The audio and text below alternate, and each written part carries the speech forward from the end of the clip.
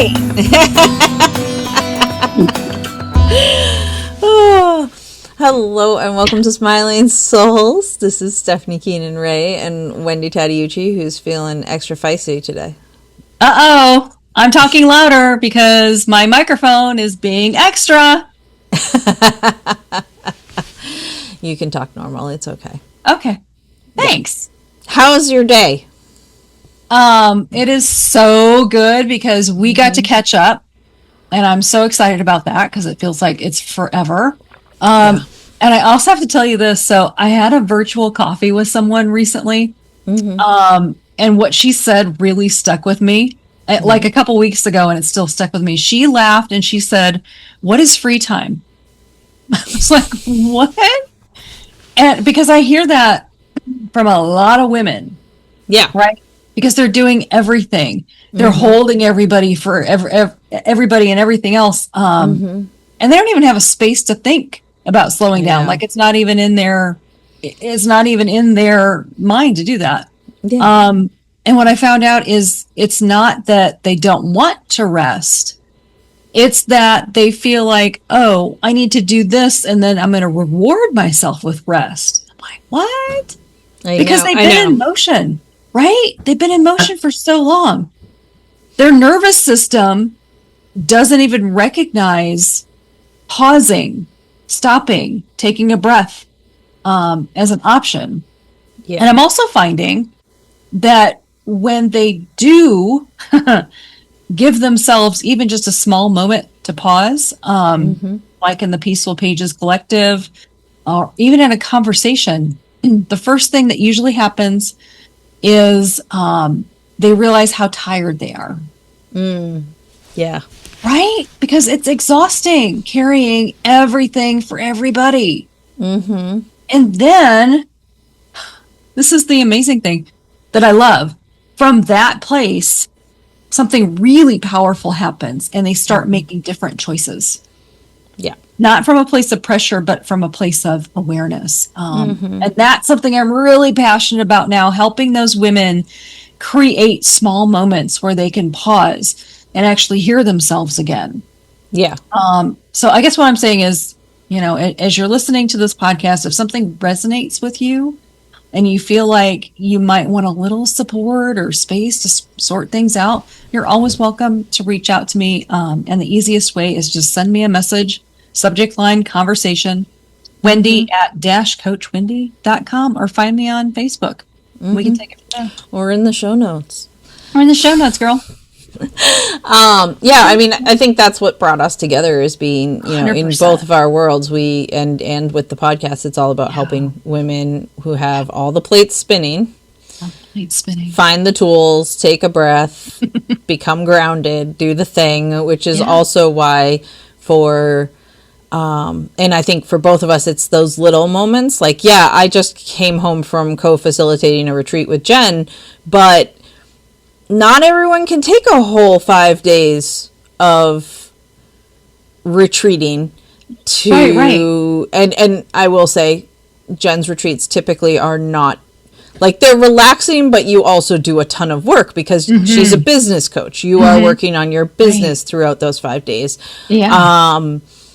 So it's a combination, but people come back with a filled cup because they've taken some time to rest and you know, and like at the last one I was offering facials and somebody else was doing massage. So there were those opportunities to fill your cup, but not everybody has that opportunity to travel and go to a retreat. And we offer those ways that you can do it at home, online, or just giving you the tools through the women that the people that we interview here. And we will be doing a Soul Shine soiree.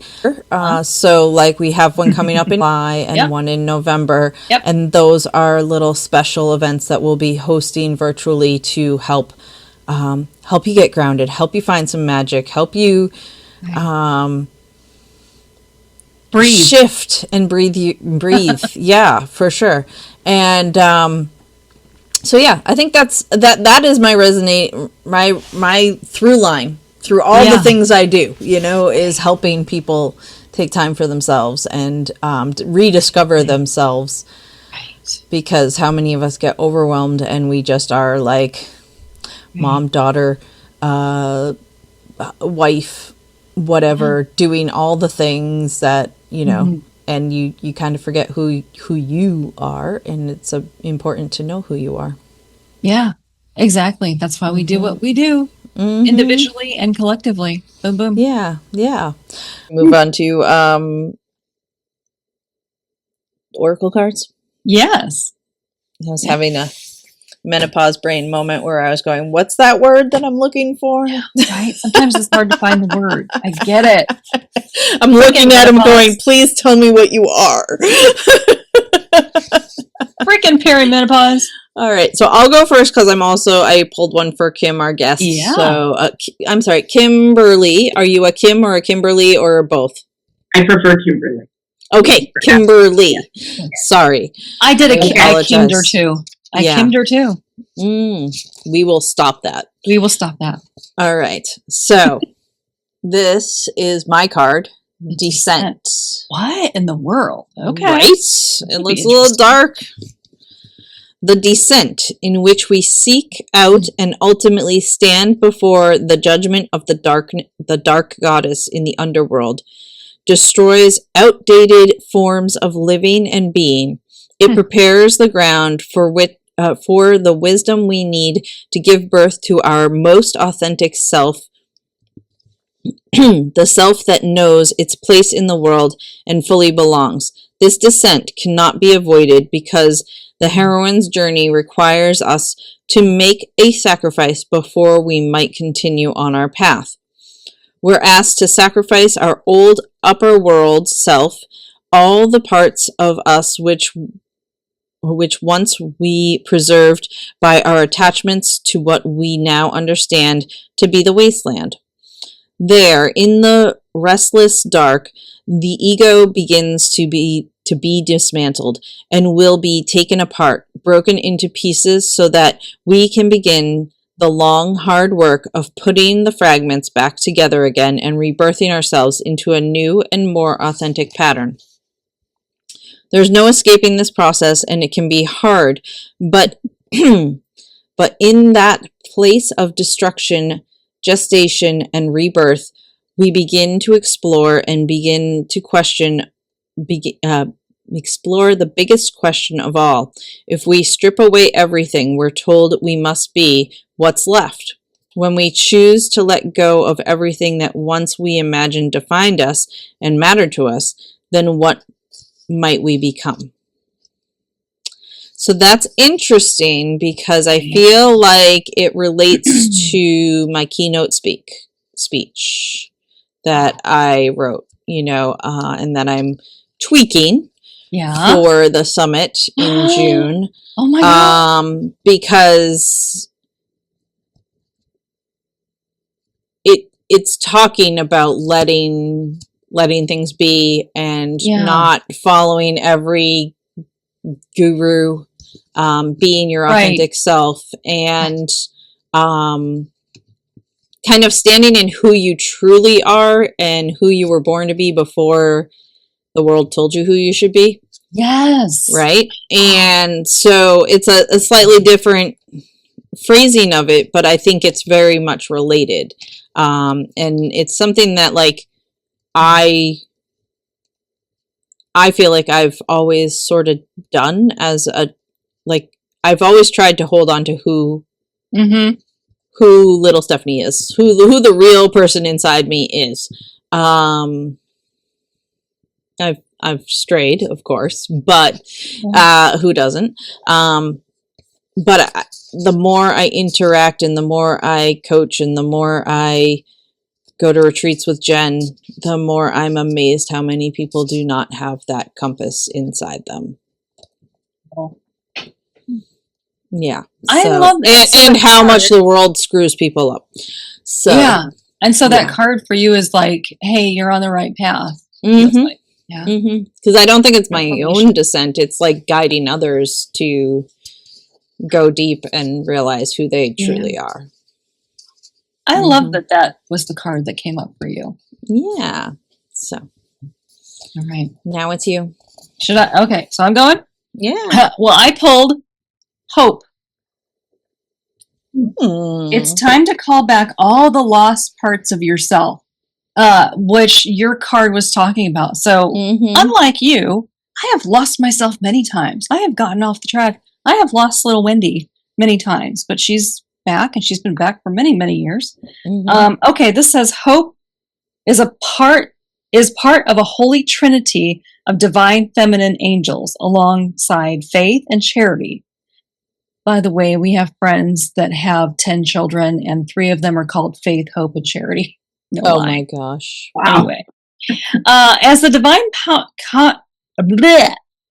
divine counterpart of Gabriel, she is dedicated to healing, growth, and emergence, to helping us recover any lost aspects of ourselves and restore our faith in who we are and what we can do.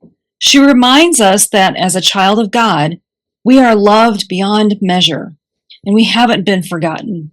And love isn't something we have to long for. It's our inheritance. In times gone by, you've had your innocence infiltrated. And when you've been hurt, betrayed, silenced, and let down, you've left behind fragments of your soul.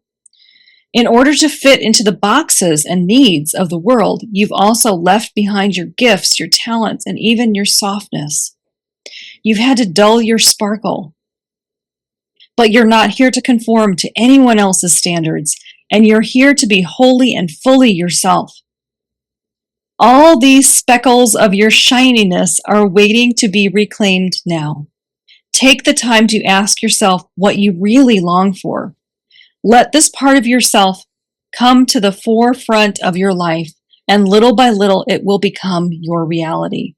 The gifts and talents that you have previously written off are waiting to be brought into reality, and only you can do it.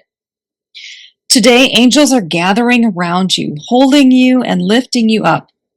It's time to step into the truest version of yourself. It's time to reclaim your gifts, talents, and story. It's time to be the light you were born to be. Dang. So just last Saturday, I got to speak to a group of women about this. And one of the things that I said was, self-care, being kind to yourself is not a transactional thing. It is inherent. You are worthy. You are deserving of love, of light, of rest. And when I said something like that, I couldn't remember exactly what I said. Like the whole room just was like it hit. Because they were like, oh, right? So this card just tells me this is confirmation I'm on the right path. Yeah, absolutely. Nice. What about Kimberly's? What did you pull? Kimberly, I'm excited to read this one. Yeah. I pulled the Selkie. Selkie? Selkie, yeah. Selkie. The soul skin. So Selkies in Irish lore are they're like seal women. So they're women that are seals. Yeah, it's very That's cool. Interesting. There's a movie called The Secret of Roninish. So good. You should watch it. And it's about Silky. The Silky story tells of a woman whose seal skin has been stolen by the man who wants her to stay with him and be his wife. Because of the theft, she's forced to remain in the human form, which Silkies are usually able to adapt just once a month at the time of the full moon.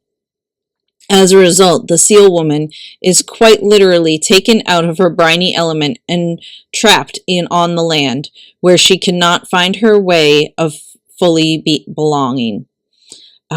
She loses her place in the world and consequently loses her story and her sense of who she really is, her authentic self.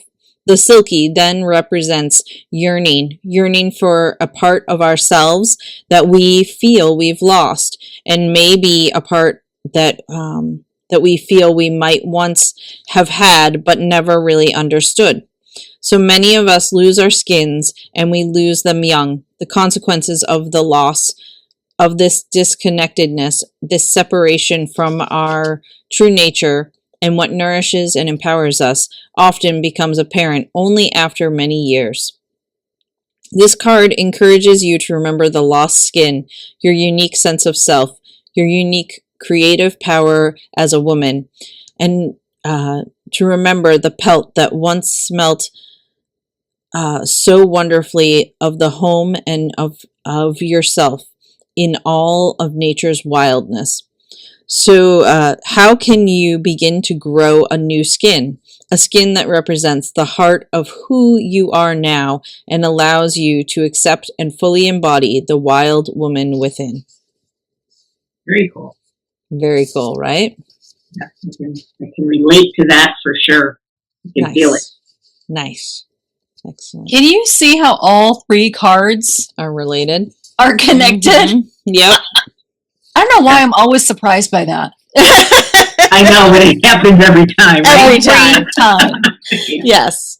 Yeah, it's so fun. All right. So I'm sitting here taking notes and I'm not on par. Okay, here we go. Totally fine. Lordy. So now we get to introduce our guest today. We are so excited to welcome to the Smiling Souls podcast, Kimberly Diaz. Kimberly is the owner of Care Matters and Caring Minds Dementia Consulting and Training. So I'm going to we are going to welcome Kimberly Diaz to the Smiling Souls podcast. Welcome, Kimberly. Thank you. Glad to be here. We are so happy that you're here. And I know you work with women in the sandwich generation, and that's who many of our listeners are, right? Women that are they have aging parents, they might have kids, they've got careers, they're entrepreneurs, they have their own responsibilities, they've got relations, like all the things. And so tell us a little bit about what you do, and tell us a little bit about what you do. Yeah, so I've been a nurse for 27 years and started my own business in 2018. And really, it's just kind of taken on its own. It's just morphed into where I'm supposed to be. Wow. And where that is now, and where I'm very clear is, my mission has always been to help seniors. But what I'm finding, who I'm really helping, is the adult children who are in turn tasked with, having to help their parents. Also became trauma-informed consultant along the way, because I realized in working with these folks, a lot of people have feelings of, here I have to take care of somebody that never took care of me. Right. So there's a lot of guilt. There's a lot of resentment. So helping them, guiding them through that to help with that guilt and that resentment, still allow them to show up as their best selves, to help their parent, yet to help themselves. And it's interesting what you were talking about earlier is I kind of find that I have like two categories of people. It's either the kind of the devoted daughter, which isn't sexist. It could be a son that's in that position too. Yeah. Or the relentless achiever, right? So they're both right. They're both challenged, but different, right? Yeah. So you've got, the devoted daughter who's always giving, always the one that's been there. It really needs the permission to not carry it all, right? Really needs to put boundaries, and that's the emotional validation. And I've always done it, but I can't do it anymore yet. I don't know how to say that I can't do it anymore. And then you've got the relentless achiever who's very strategic and logical and just tell me how to fix this. Well, this isn't something you can just fix, right? So there's very different challenges and they have different needs. So being able to be there, recognize kind of which of those, and some of them kind of, are a mix of both. And being able to support them in the spot that they are, to then ultimately allow them to care for their parent in the best way that they can. So I really try to come from my cat is feverishly scratching at my door. I want to be on the recording. What are you doing? What are you doing? Now she made me lose me.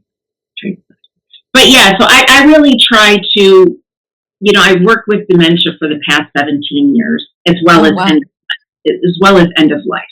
Mm-hmm. So I really try to help the family understand from the perspective of what the senior is going through, kind of their journey, to help them kind of figure out where they go from here.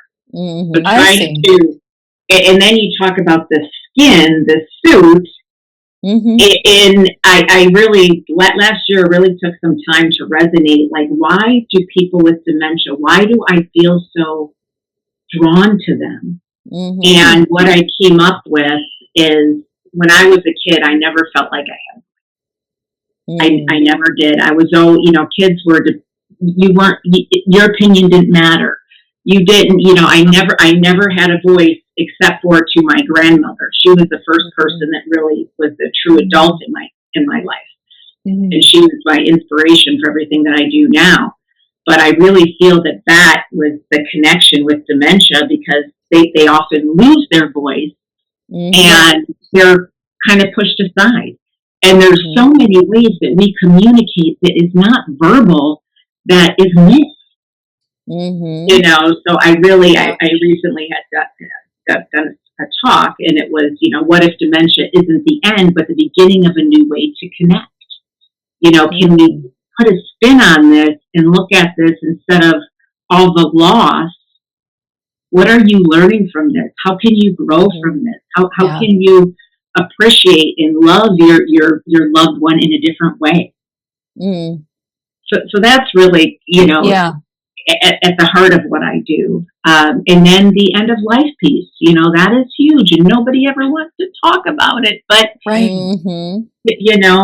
so really helping people, once I start with clients, I'm oftentimes with them for years, as things change, and as that roller coaster that, Wendy, that caregivers go through, and just be there with them along the entire journey.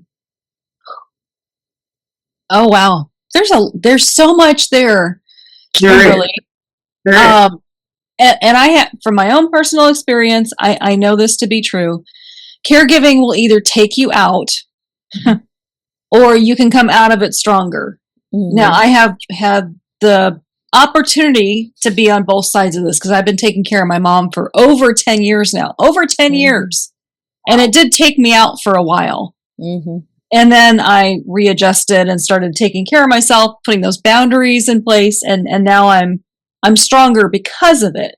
Mm-hmm. Right. So I'm curious, how does the typical scenario happen with a potential client and them becoming your client? Like, what's the thing that they say, oh my gosh, Kimberly, I need help with, and then how do you work with that person? Well, hopefully it's before a crisis happens, but oftentimes it's not until that crisis happens that people seek out, because it's hard to look at your parent and feel like they're not that strong person that they were, and that they can't take care of themselves anymore. Mm-hmm. Even when you're the power of attorney, getting people to take action on what their parent put them in that position to do is very difficult. And I understand that.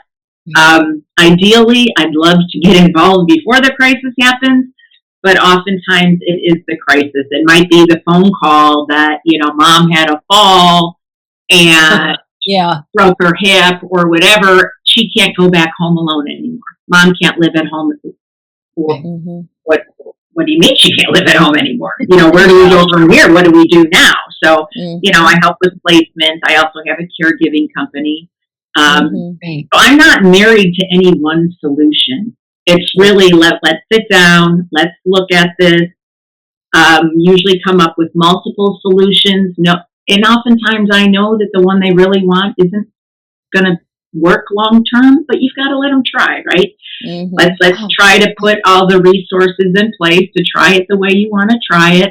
But then let's be ready for plan B and plan C and plan D, right? Pretty quickly. Whether that's placement or, like I said, bringing in care, getting the support that you need so that you can take care of yourself. 40% of caregivers die before the person they're taking care of if their loved one has dementia. Yep. 30% outside of dementia. And I have seen that so many times. We just took on a client that sister happened to be visiting, thank goodness, because her brother, who was taking care of mom, dropped dead in the basement where his apartment was. And if sister didn't happen to be there that weekend, who knows how long mom was there. Good grief. With the dementia before she wouldn't have known to go down. You know what I mean? And this is just one of many. This happens all the time because you just give. Right. You stop taking care of yourself. Yeah. And as women, we need permission sometimes, I think. I don't know why, but we do. Right. We're programmed. Yes, exactly. Or that validation that you're worth it. You need and I try to practice what I preach. I get up at 4:30 every morning, and I've got a very strict morning routine. But I am filling my cup. I'm journaling. I'm meditating. Yeah. We've got a sauna in the house that I do for 45 minutes. And then I started pole fitness, which is so much freaking fun. And I do like 7 classes a week. Really awesome. Oh my gosh, it is so much fun. Women of all different ages, all different body types. Today we have my class, so we're spinning around on the pole. And yesterday we're, doing peachy, so we're working out our butts. And it's just fun. And it's like 3 minutes from my house. So it's like, but you've got to take that time for yourself. Whatever that is. And if it requires getting up at 4:30 in the morning, then so be it. I mean, good on you. 4:30 in the morning. And I think I love the pole dancing. I have strong boundaries on when I get out of bed. I will get out of bed, but it takes me a good 2 hours to be fully present. And as you're talking about the pole exercise thing, I love that. And I feel like if I tried to do it, I would be like one of those squirrels that tries to climb up the bird feeder and someone has put Crisco on it. Why is not my strong suit? Let me tell you. I love that. There's though. So many other things to it that you do, just fitness. And it's just fun. Yeah. It's not like going to the gym and doing push-ups. And, you know what I mean? It's just different. It's awesome. And go you. And I love, I love how you support these women that come to you and, you give them so many options and you are there for them. That's amazing because I know firsthand when you're in this by yourself, it's like, oh my God, it feels so lonely and isolating. No one else understands what the hell you're talking about unless they're in it. So for you to be there, to be an anchor, and then, this is what they want to do. And you're kind of thinking it's not going to work, but you know what? I'm going to give you that space to try it and I will be here and we'll figure it out. I love that. Yeah. And then, checking in with your nervous system. I mean, that is huge. Where are you? Right. How can we help, get you calmed down? And, that neighbor that keeps asking what they can do, give them something to do. Tell them. Let them go grocery shopping for you. Let them pick up the prescriptions. Let them stop at the mail. Just again, giving you permission to take the help that's being offered to you. Yeah. Well, it's like one of our colleagues, Jackie Cote. She's always like, "Are you an I got it girl? I got it. Right. I got it. Don't be an I got it girl." She and I are recovering I got it girls. Me too. Oh, yeah. I think all we are, everybody is at a certain age, right? And then we're like, no. Yeah, and I don't know if it's a certain age or what it was, but just the last couple of years, I'm like, you know what? No. And certain labels that were given to me that I didn't pick, I'm like, you know what? I'm not accepting those anymore. Right. I did not pick that label. My biggest one, I don't know if I shared with you, Wendy, but my 2 daughters are estranged from me. And I wore that like a freaking 30-pound vest for the past 3 years. And this year I'm like, you know what? Fuck it. This is not a label that I chose. This is not a decision that I made. Right. That is not a label I'm accepting anymore. And I, through doing some EMDR and some biofeedback, I was, it felt like just lifting this boulder off of me and standing up straight for the first time. And it's like, I know my worth. I know who I am. And you know what? I raised them. They're adults. They got to live their life. And I'm not going to feel guilty. I'm just not doing it anymore. It's not going to have this power over me. Dang. And by the way, they're missing out. But you know what? That's on them. Well, exactly. So but I'm just thinking about all the different labels, that have been given to us or given to me over the years, Right. Even before I became a nurse, my own, mother had questioned, ooh, you going to be able to do that? Are you going to, and it's like, fuck yeah, I'm going to do that. Sure, I said I wasn't going to swear. But yeah, you know what I mean? And it's almost like that questioning kind of gave me that fire. Yeah. And I think as women, sometimes that's, oh, really? I'm not going to do that? Watch me. Yeah. Hold my coffee. Don't burn yourself. Right. Yeah. Or do whatever. Yeah. That's funny. Yeah. It's funny. This is making me think of so Jen calls me Keenan, and so lots of people ask like what and what should I be calling you, and I'm always like whatever, and she gets so mad when I say whatever. But part of it is I was raised in a house where my parents would go through, my mother would go through every name of every animal we've ever had, then the other siblings before she'd get to the right name, Oh yeah. And then now I'm called my sister's name all the time. Like I was over there the other night and both my mom and my dad called me Michelle multiple times, and I'm just like, yeah, I'm not even gonna fight it. I know who you're talking to. You're looking me in the eyeballs. I know that this is who you mean, and so there's that element. So like on the retreat the other day, I was just like, listen, if you're looking me in the eye and you're talking to me, I'm assuming it's me that you're trying to talk to. Yeah. Now, if we're in the grocery store and you call my name, I'm not going to pay attention because I never assume that somebody's there to talk to me. Oh yeah, you in the grocery store. That's a whole non-contact sport. I feel like for your parents, wouldn't it be funny if you took out like a piece of paper, wrote your name on it, and pinned it to Hello, my name is Stephanie. Yeah, exactly. So I used to go through the bother of being like, wrong daughter, it's Stephanie, and finally I just said, never mind. It's fine. It's fine. Yeah. But yeah. There's those moments where you fight it, and then there's the moments where you're just like, But pick your battles. That's what I tell my family. Pick your battles. Oh yeah. Even stuff with their parents, it's like pick your battle. Yeah.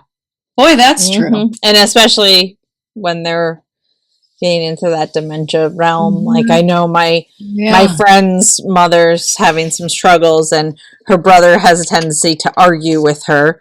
Whereas dad is just like, let it go.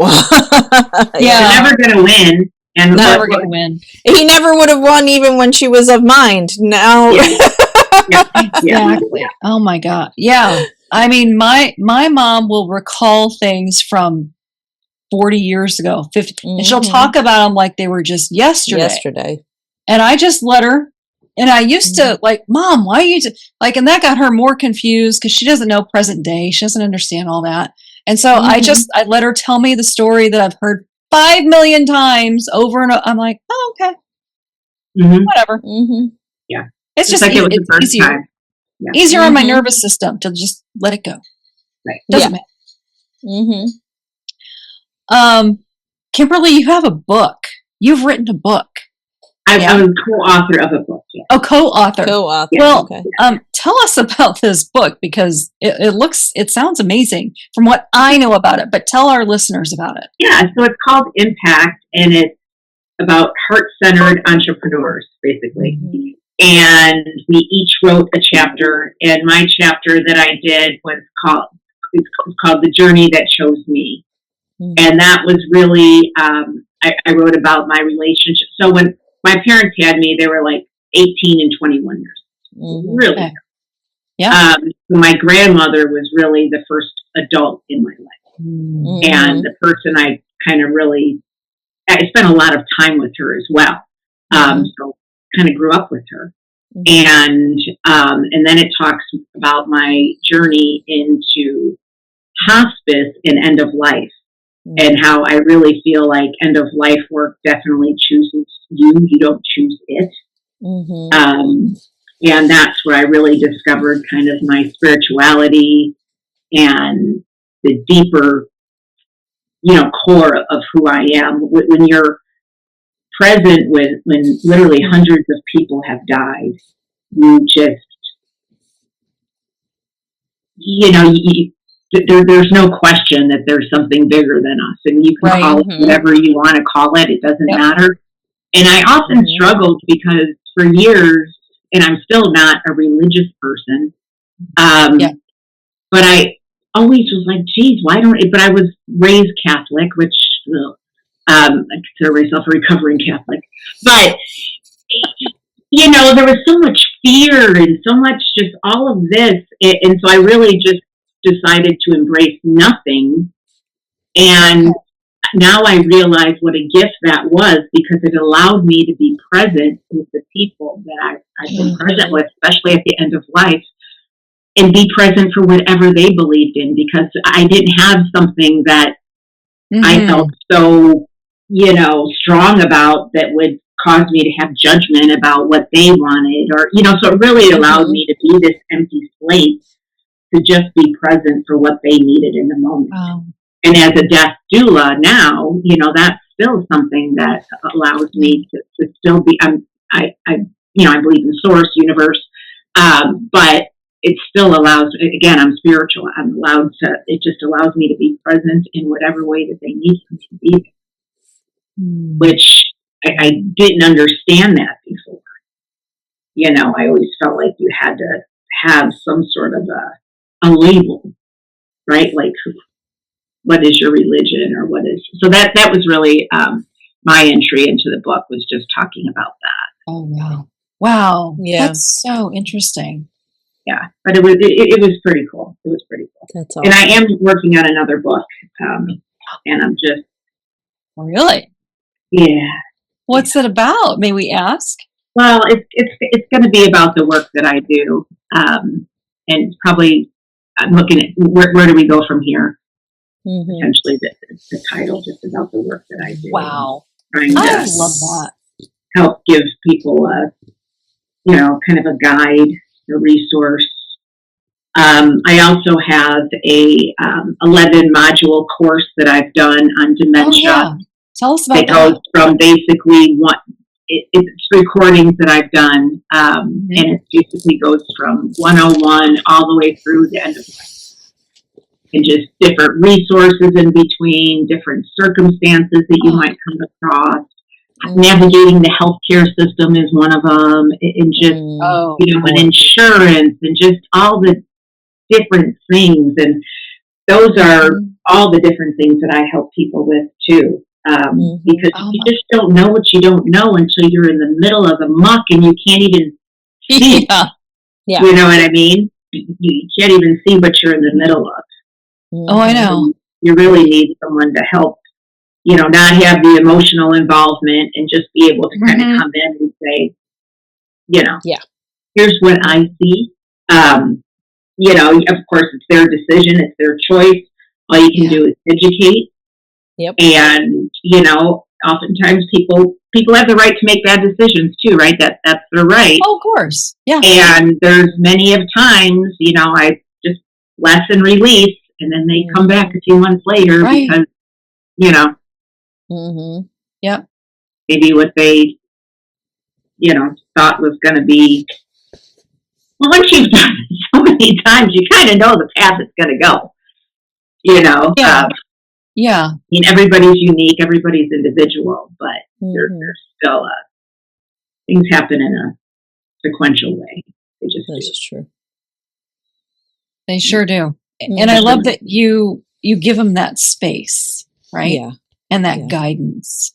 And I'm here, if you need me, if things change. Yeah. Knowing full well that I'm going to hear from them again. I just had another family this happened with. And, I'm here when you need me. Nice. Just, and also, sorry. No, that's okay.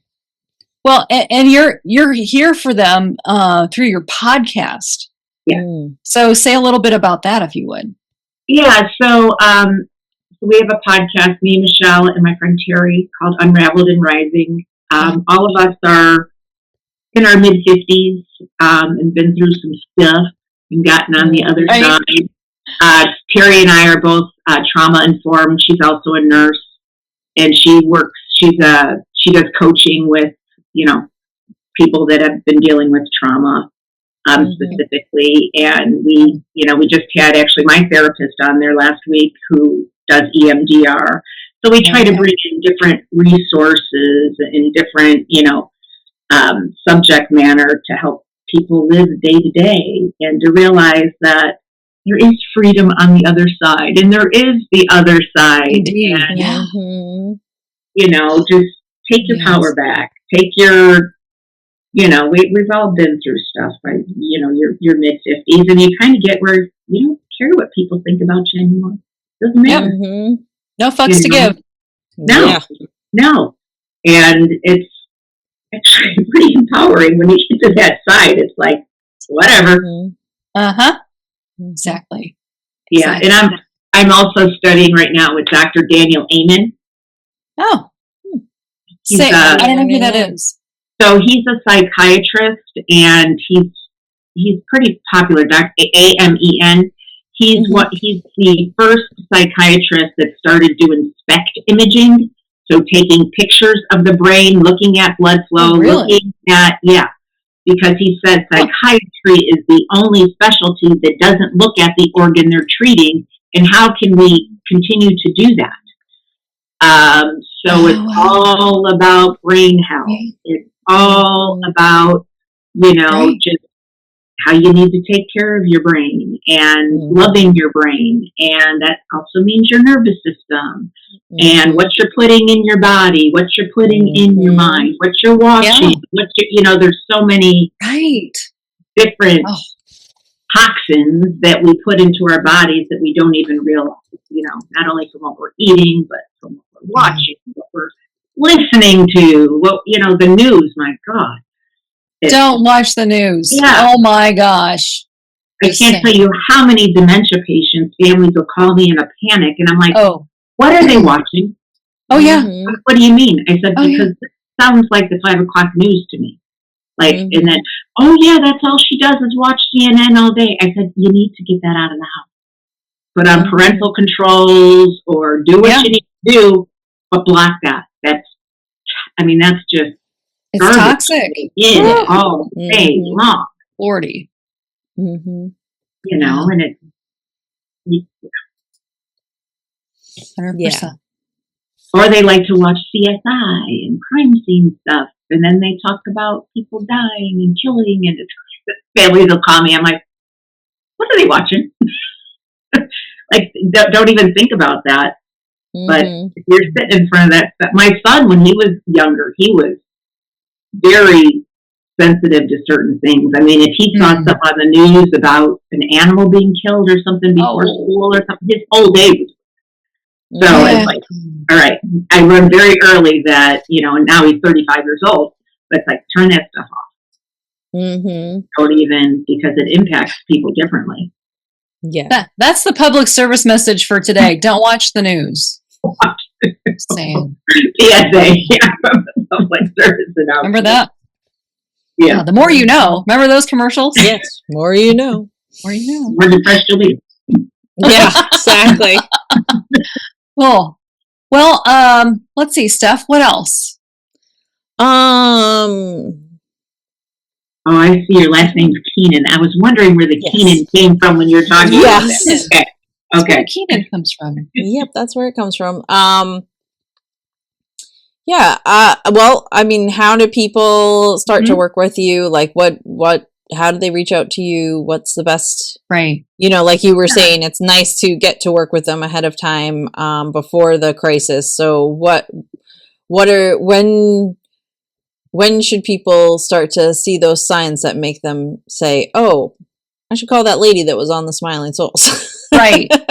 So, when, sometimes it's mom or dad are calling me multiple times in the same day, asking me the same questions. Sometimes people get phone calls like 50 times a day.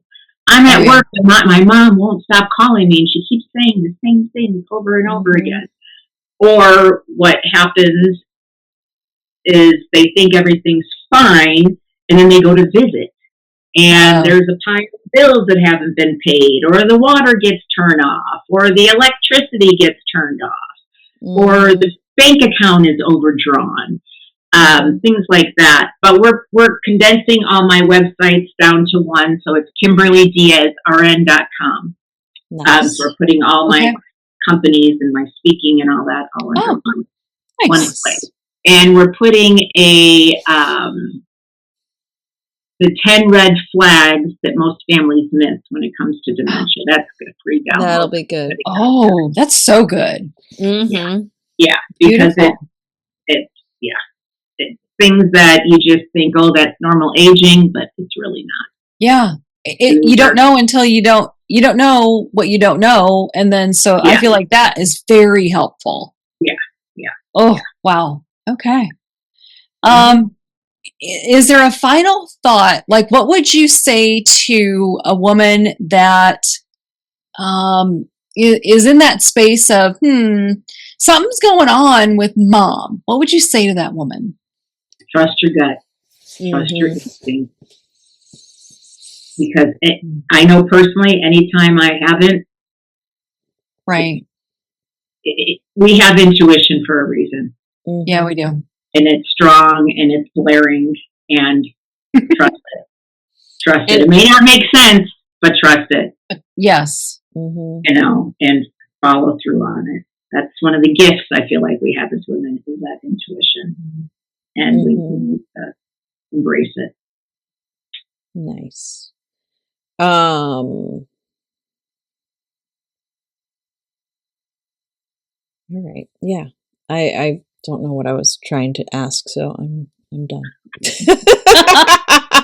You're adorable. Thank you. You're in Eastern time then? I am Eastern. Okay. Yes. Okay. And you're Central, Wendy, right? I'm Central. Yeah.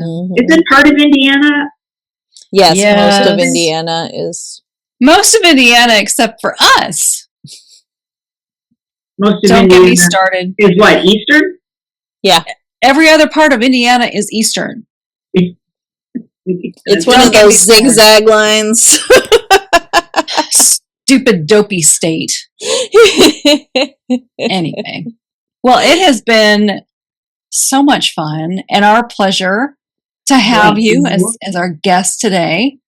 We will have the link to get in touch with Kimberly in the show notes. If you've liked this episode, we would love it if you would like and subscribe and do all the things, because that really does help us to help more women. What else, Steph? That's it. I think, please, give us a like, a subscribe, and share with a friend, especially if this episode was helpful. And we look forward to seeing you next time. See you next time. Bye. Bye. Thank you.